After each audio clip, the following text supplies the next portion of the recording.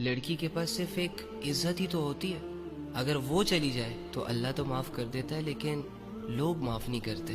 تو بس ایک بھائی کی اپنی بہن سے ایک ریکویسٹ ہے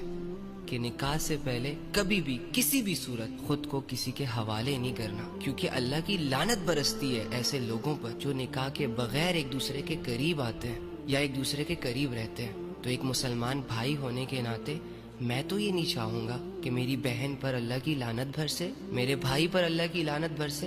ارے ہم تو یہاں